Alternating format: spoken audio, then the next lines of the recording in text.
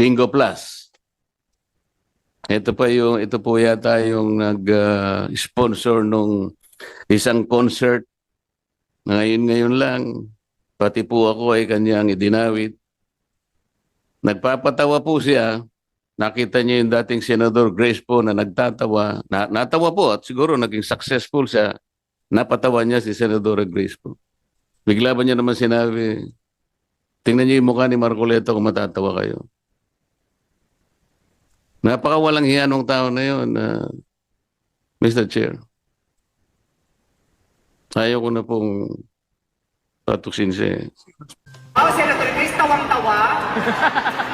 Wow! Sige nga, itigan mo nga si Marcoleta. Tingnan ko kung matatawa ka. Salamat po, Mr. Chair. Ako po ay miyembro ng Iglesia ni Cristo, kaya kapag ako po ay nagsugal, matitiwalag po ako. Kaya alam na po ninyo kung anong posisyon ko dito.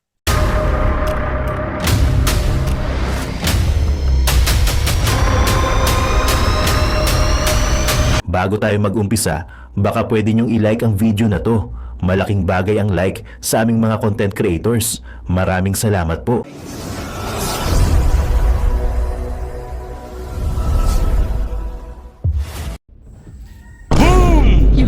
Yon guys, magandang araw sa inyo. It's me again, Boy Sardinas, isa sa Banateros Vloggers. Bang bang. Yon mga babayan, nakita nyo yung preview natin. Ang lupet, no? Naku po, ito sinasabi ko talaga mga babayan. Di ba? Ang lupet, no? Ito ang sinasabi natin at sinasabi nyo rin, no? Marcoleta, uubusin na sila. Alright, uubusin na mga kawatan. Pati si Vice Ganda, inupakan. Abay, biruin mo naman, nananahimik yung magaling na senador. Ha? Ginagawa niyang katatawanan. Damonyo kang Vice Ganda ka, awanin. Ha? Bayad ka eh. Kasi siyempre mga babayan, tatrabaho kay Tambe. Tambalos-los. O diba? Tambalos-los lang malakas.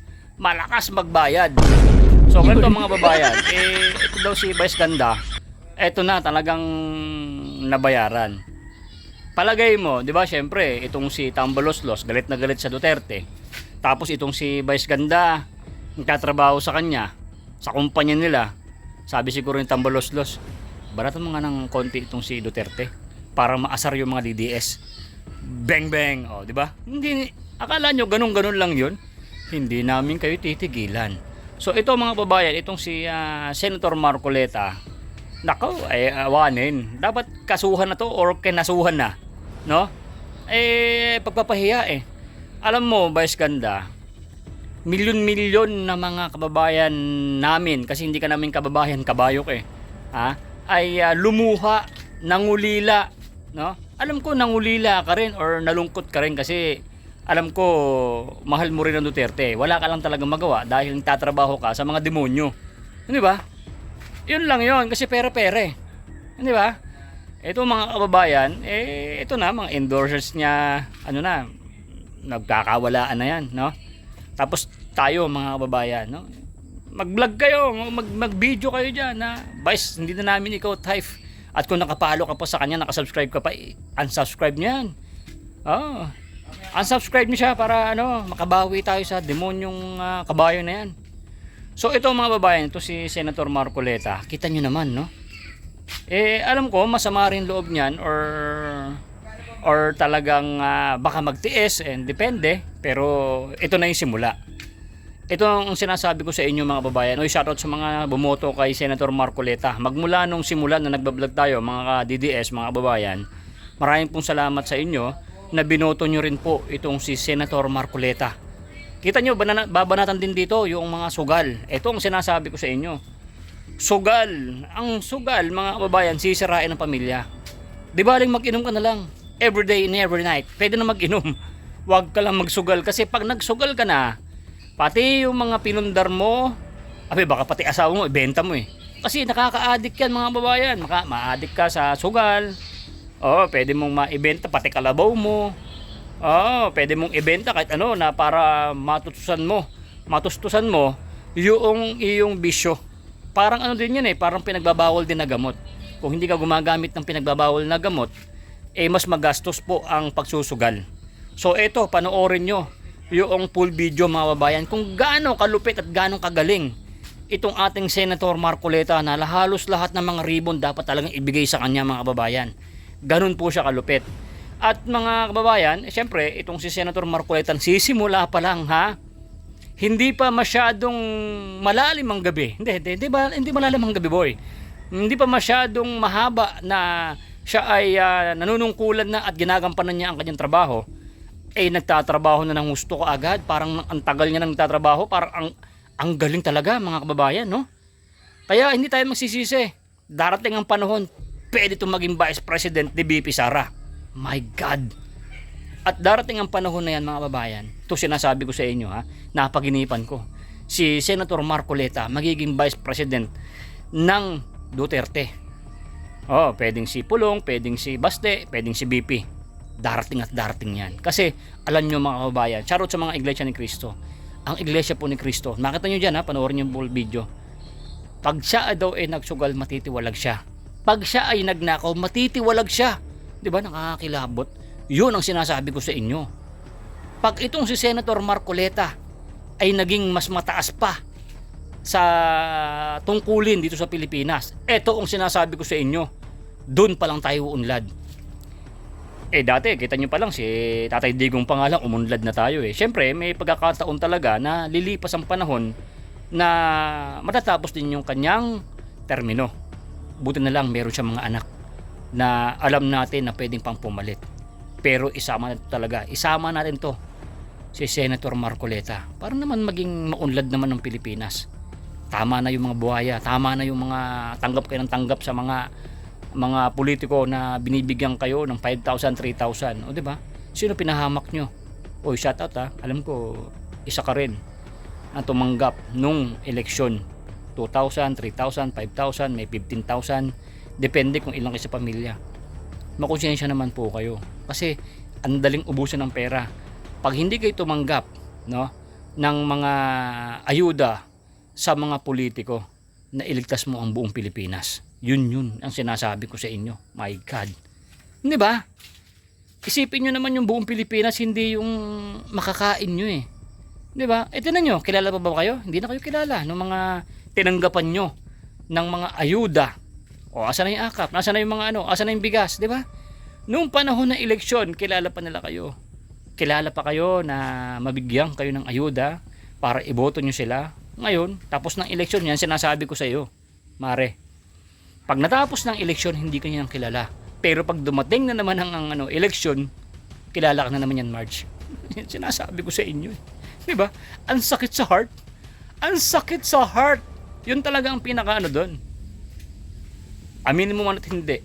Minsan nagiging selfish din kayo yung tamaan huwag magagalit Hindi naman, kung ikaw hindi ka tumanggap ng lagay or padulas, huwag ka masaktan. Nagiging selfish kasi ang mga kababayan natin na talagang tumatanggap talaga nila. Marami tayong balita niyan na tumatanggap talaga sila. Pero wag naman kayo maging selfish. Isipin mo naman yung buong Pilipinas, hindi lang yung buong pamilya mo. Ngayon, wala na. Ubusin na nila yung kaban ng bayan. My God. Hindi ba? Ito, pagdating ng panahon, ikakampanya natin si Senator Marcoleta to be a Vice President. Nakakilabot. Pag ito talaga ang nagkaroon talaga ng mas mataas pang posisyon, sabi ko po sa inyo. Sila Isko Moreno, eto na. Di ba? Kinakampanya natin dati yan. Di ba? Kinakampanya natin yan. Kita nyo naman yan, kinakampanya ng mga DDS yan. Di ba nanalo? Malupit talaga ang DDS. DDS vloggers lang ang malakas. Shoutout sa mga DDS vloggers dyan magmula ng Luzon, Visayas, Mindanao. Di ba? Taob ang lahat ng mga tanso vloggers ng mga bayaran. Nagbumura na naman sana ako Di ba? Wala, hindi kayo ubra sa amin. Kasi tama nga yung yung isang tropa na DDS, sabi niya, Kabe, ay talagang solid. Hindi kami nababayaran. Kita nyo, ang pagsasalita ng mga DDS ay dire-diretso. Kasi magmula sa puso yung pagsasalita namin. Kita nyo yung pagsasalita ng mga tanso. My God, bayaran kasi kayo. Di ba? Yan ang sinasabi ko sa inyo. Pero almost nasa 70% na tayo na panalo. Okay mga babayan, so maraming salamat po talaga sa inyo. So ganito, panoorin natin yung full video.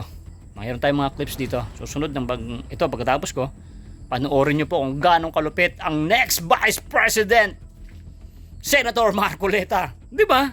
Yun ang pinakamalupit doon, mga babayan. So, pag nagustuhan mo tong vlog na to, napanood mo tong video na to, umabot ka sa pagkasalita ni Boy, ay isang like, isang subscribe, libre lang. May libre ka pang sardinas. O, di ba?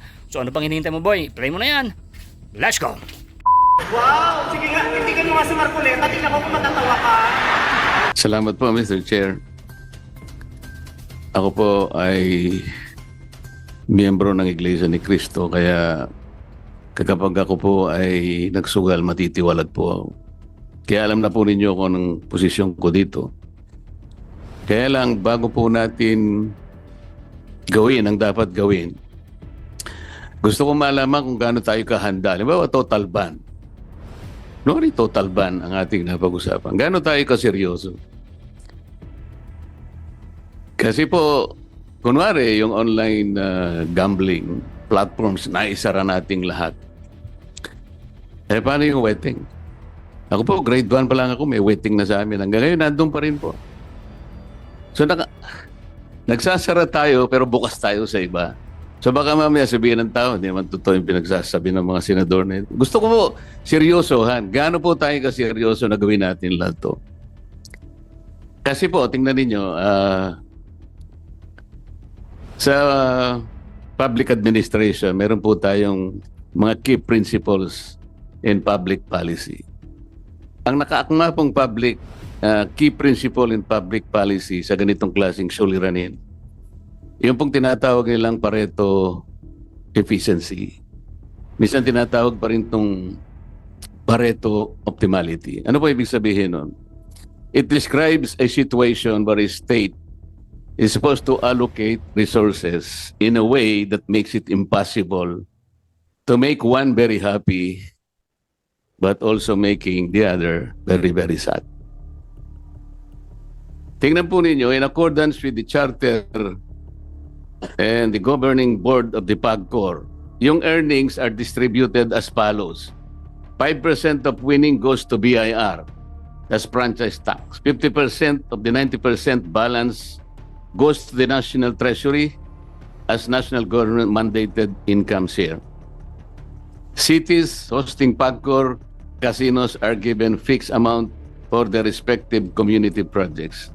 Ito po yung pang corporate income tax. 5% of the balance after the franchise tax and national government mandated income share goes to the Philippine Sports Commission for the country's sports development programs.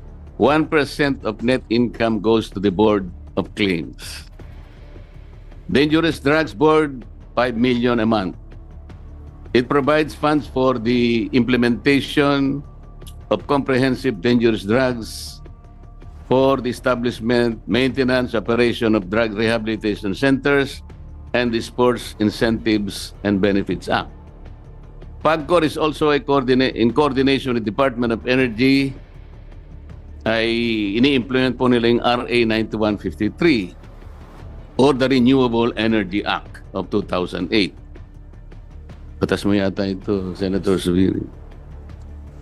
O funding which will be sourced from 15% of PAGCOR's annual net income. Remaining balance of PAGCOR's income is remitted to the social fund to sustain the priority projects of the Office of the President. 50% of the national government share from PAGCOR's gaming income shall be transferred to PhilHealth to fund the Universal Healthcare Center.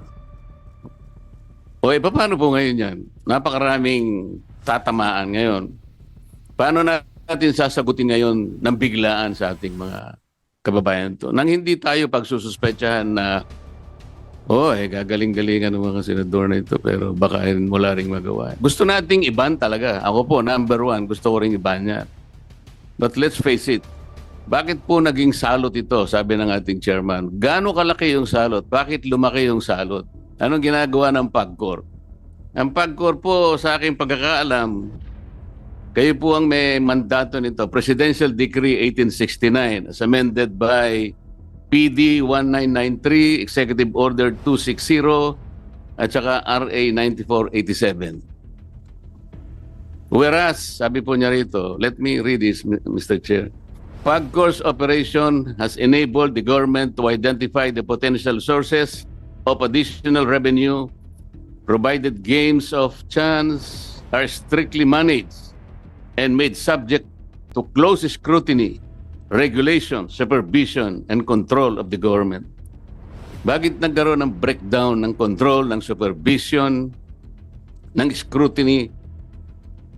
Bakit sangayon ngayon sa mga nagsipagsalita ng mga kasama ko ay lumala ng lumala and we're facing a social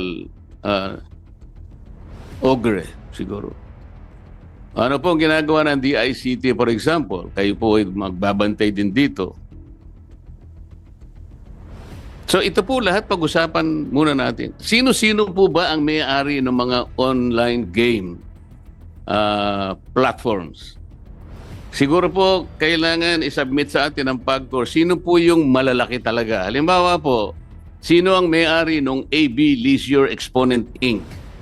Sino yung may-ari ng Gabin Ventures Inc., GVI? Sino yung may-ari ng Playmate Leisure Solutions Corporation? Sino may-ari ng PhilWeb Corporation? 4 lang po yung babanggitin ko. I was informed that these 4 online gaming operators corner more than 80% of the entire market for this gambling operation. Sino po itong mga lalaking? Kilala ko po lahat ito, kaya lang gusto ko marinig sa PAGCOR. Isasubmit nyo po ba sa komite kung sino-sino ang may-ari ng mga gaming platforms na ito? Mr. PAGCOR, can you make a commitment na isubmit po ninyo?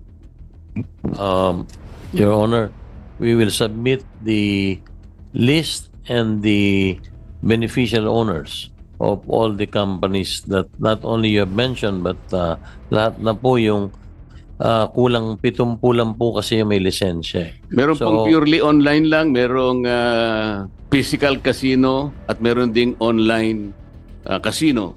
Opo, Your Honor, amin pong isusumite ang 2 uri ng pagmamay-ari na inyong tinatanong. Una po, yung sa land-based casinos, yun po yung tinatawag na mga integrated resorts.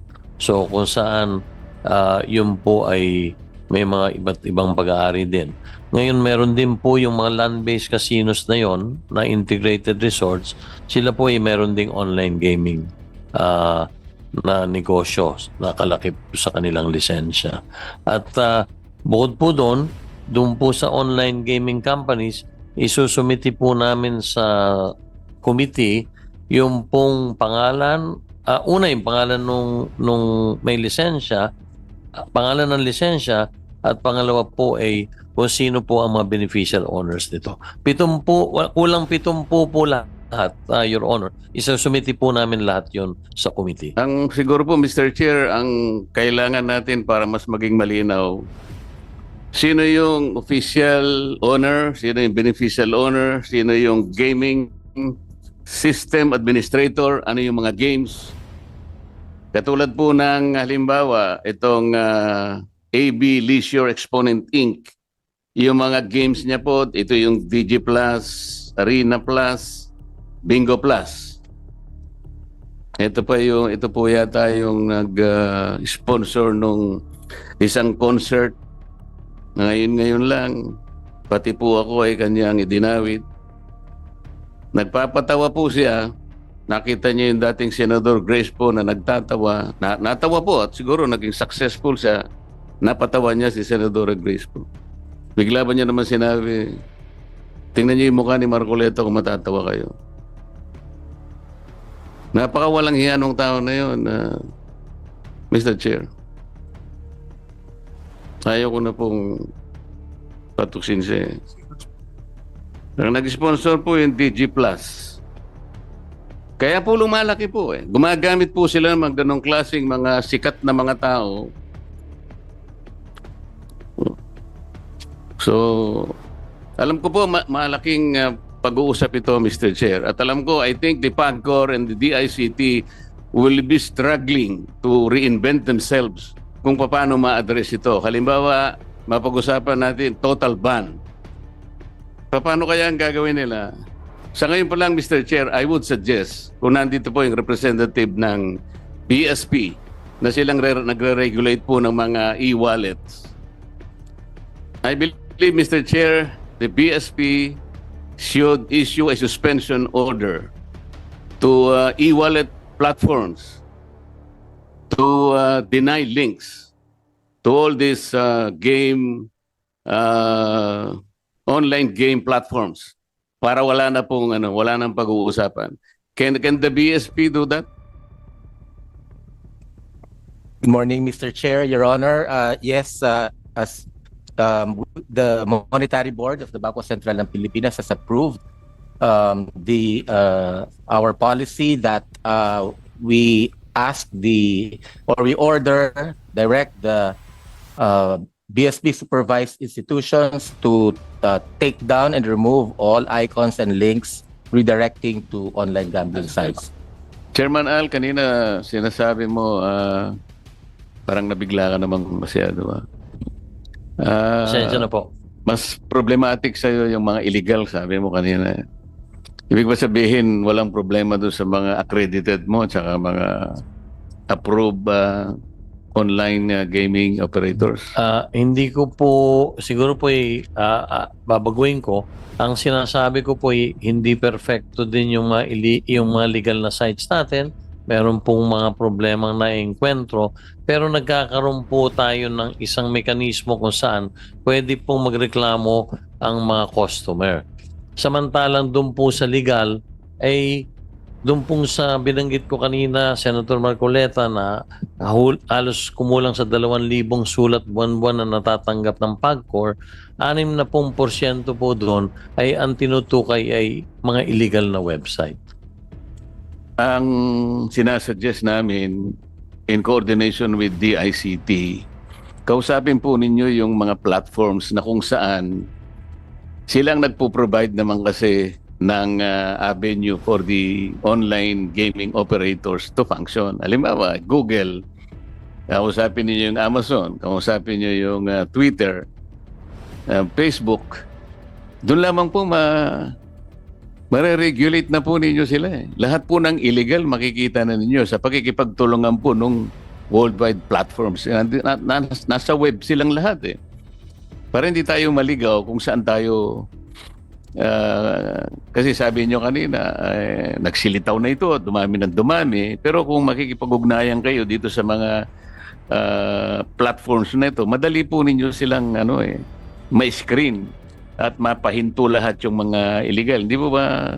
Tama po kayo dyan. Kaya po naiulat ko at kung mamarapatin niyo po, Senator Marcoleta, ang DICT Secretary na at ang CICC, ASEC o USEC na ang magpapaliwanag. Ano na po ang nagawa namin mga hakbang? Hindi, naintindihan ko po yun. Kaya gusto lang na para madali tayo. Kayo po in coordination, DICT and CICT, kausapin po nitong mga worldwide platforms na ito.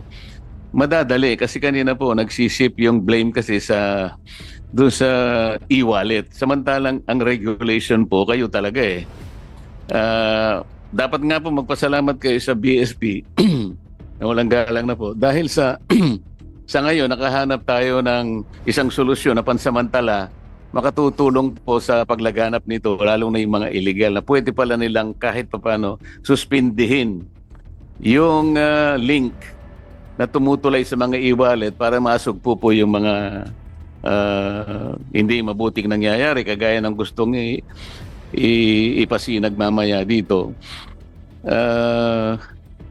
Wala po kayong kagaya ng sinasabi ni Senator Pia kanina, mukhang wala kayong in-institute na KYC measure sa mga inyong accredited and approved online gaming operators. Kasi kung meron yun, ang laki po ng may tutulong. Hindi basta-bastang nakakapasok yung mga tao na gustong sumali dito sa ganitong industriya. Sapagkat alam naman natin na very pernicious lalo na sa mga bata.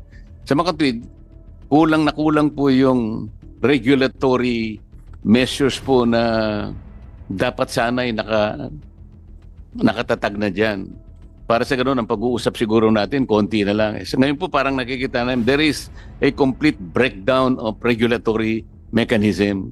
Kaya po tayo nag-ship sa e-wallet sapagkat yung BSP mukhang meron silang karakarakan na measure na pwedeng ilatag gagaya ng nangyari kanina. Napagdiskitahan nga lang sila sapagkat nasabi pa niya ay 48 hours. Hindi ko naman alam na kaya palang gawin. Sinadjust ko lang, nagkataon lang po na pwede naman palang gawin. Paano kung wala silang ganoon? Sa makatwid, we are all dependent on PAGCOR's regulatory mechanism na wala pala. So, paano po yung masasabi ngayon na makakapagtatagpo tayo ng regulatory mechanism? Sapagkat ang direction po ngayon, complete ban. Siguro kung complete ban, mas maganda na po sa akin yun. Ngayon, kung halimbawa pag-uusapan yung regulation, kung wala naman po kayong masasabi na mekanismo para i-regulate po natin sapagkat ang nakikita namin, dumadami ang problema, yung technology mas mabilis pa sa regulation, paano namin tatanggapin yung commitment ninyo na meron kayong kakayahan? Kasi kayo po yung regulator, yung charter nandito po eh. Kayo ang regulator, wala nang iba. Patutulong lang kayo sa iba kung kaya kayong tulungan. So how can we make sure na kaya po ng PAGCOR ang pagre-regulate? Salamat po sa katanungan niyo, Senator Marcoleta. Kung mamarapatin niyo po, hindi naman po sa wala kaming regulasyon. Meron po talaga kaming yung KYC binabanggit ninyo, yan po ay pinatutupad sa pangkasalukuyan. Kaya lang, tulad po ng sinasabi ko, ay hindi naman perfecto yung KYC proseso. Kung minsan po nagagamitan tayo ng mga fake na ID na kung saan nakapaglalaro yung hindi dapat makapaglaro. Pero gusto ko pong ipaalam sa inyo at maaaring i-furnish ko din po ng kopya ang committee. Meron pong rules and regulations tayo sa lahat po ng ating mga license operators. And Baka ang sinasabi mo, Chairman Al, yung regulatory framework for the issuance of gaming licenses for the establishment of gaming venue. Ito po ay November 22, 2023. Meron ka ring revised regulatory framework for the remote gaming platform November 15, 2023. Meron ding Memorandum Circular number 6, September 20, 2016, galing sa Office of the President. Okay. Meron DILG Memorandum Circular 2018-25, February 28, 2018. Meron ka ring Circular Letter number CL 2021-012, February 6, 2021. Meron kang BSP Memorandum number M 2018-002, 17 January 2018. Meron kang Republic Act 9487, ito yung PAGCOR Charter. Ito ba ang sinasabi mo na regulatory environment na po pwede mong ilaban dito sa lumalaganap na o papalaki ng salot na sinasabi ng chairman kanina? Opo, yun po, kaya kung mapapansin nyo, halos tuwing every quarter, nire-revisa po namin yan para po magkaroon nga ng mga adjustments. Pero Parang hindi ganun po yung nangyayari. Kaya nga lumitaw ngayon, ang tendency na nga yung direction is total ban to online games. Kasi nga mukhang hindi nga nakikita na meron kayong kapasidad na magpatupad ng regulation. Ako personal, Chairman Al, gusto kong maniwala sana sa'yo. Pero kung naaalala mo, meron tayong naging pag-uusap tungkol sa ating constituents. Siguro 3 taon na nakararaan. Nandun pa ako sa kabilang house. Kung natatandaan mo pa. opo, yung dalawa pong Walang nangyari, hindi ba? hindi po, kami po yung nakikipag-ugnayan sa inyong tanggapan. Meron na pong dalawang Alam mo, nakasign sa inyo. Chairman Al, Opo.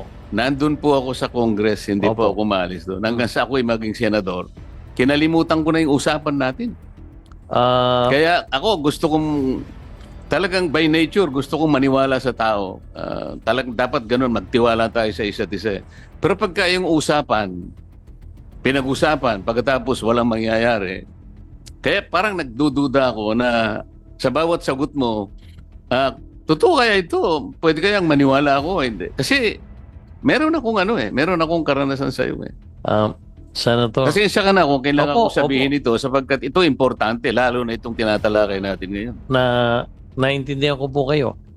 Ang totoo po yung ating pinag-usapan ay ipinatutupad pa lang ngayong taong ito.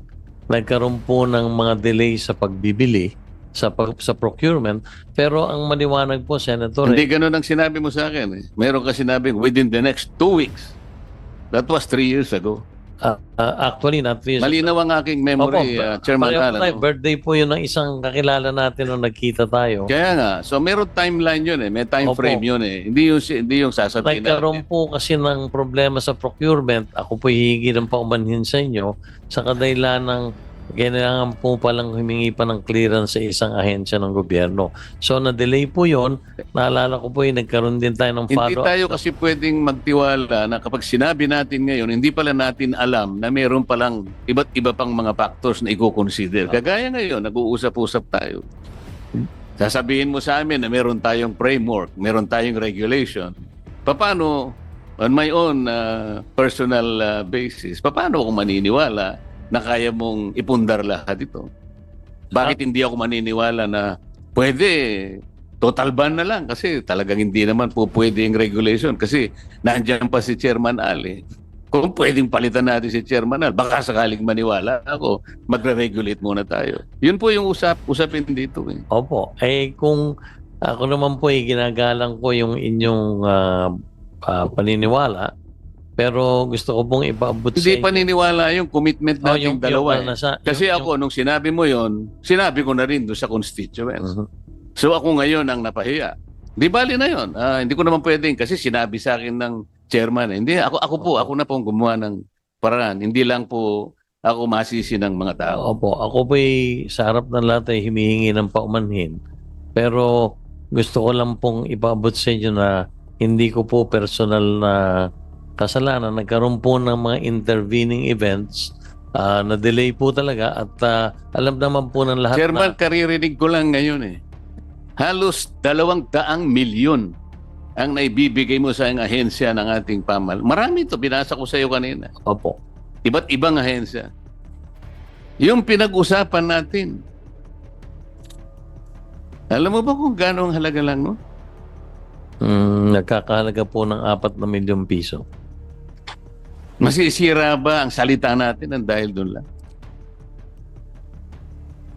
Ako po tulad na sinabi ko, humihingi po ng Hindi, gusto ko kasi, Chairman Al, yung pagtitiwala sa isa't isa. Meron kang posisyon na kinakailangan ay pagtiwalaan ng ating mamamayan.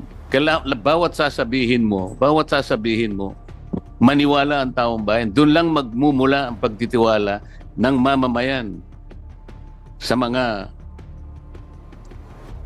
may posisyon na kagaya mo. Ngayon, pinag-uusapan natin isang social issue. Hindi natin alam kung yung regulation is the better option o total ban. Hindi natin alam yung social cost will be outweighed by the benefits that your organization or yung iyong sektor na kinakatawan ay makatutulong talaga rito. Ngayon, ang pinag-uusapan natin, ang kapasidad mo. Paano mo masasabing mapaninindigan mo ang pagre-regulate? Kung halimbawa, sa usapin lamang na simple, wag na yung sa akin, sa iba't ibang panig ng ating lipunan na kinakatawan ng PAGCOR. Kasi mamaya merong magtatanong sa'yo, halimbawa, sino-sino ba yung naapektuhan na rito? Sino yung mga pamilyang nabiktima? Maaaring ako naniniwala doon. Pero kilala mo ba kung anong pangalan ng game, online game operator na yon? Na ginamit kung sino sa atin ang nabiktima na maaaring ikinalungkot ng pamilya, pinagsisihan ang nangyari. Alam niyo ba kung sino-sino yung mga tao na may-ari ng game, online gaming operator? Alam niyo po ba? Meron ba kayong listahan? Meron pong listahan. Senator. So, nasa legal po siya o Nasa legal po. O, yan Hindi ko po po kasi alam yung sino po yung iprepresentang with, hindi ko po kasi kilala po. Oh, pero yung kinasangkutan at ano yung ginamit na platform, alam nyo kung sino-sinong may-ari ng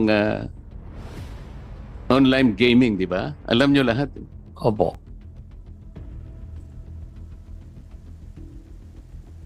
O ano yung gagawin po ninyo? Hindi ko po alam madidinig natin sa hapong ito tungkol dun sa reklamo. Kasi ganito po yun eh. Kailangan mapalitaw po natin na kayo po'y may kakayahan as a regulator. Siguro, wag na yung operator, as a regulator. Dito po nakasalalay kasi ang kapalaran ng napakaraming ahensya. Dito natin pag-uusapan, ando na po yung benefit na nabibigay nyo. Hindi naman po natin maikakaila yun. Kaya lang merong social cost nga po. Ito po yung titimbangin natin. Napakahirap sa panig namin magdesisyon kung wala kaming tiwala sa kakayahan ninyo na i-regulate nga po ito eh. Ako, bilang ako, hindi ko alam kung saan ako boboto ngayon.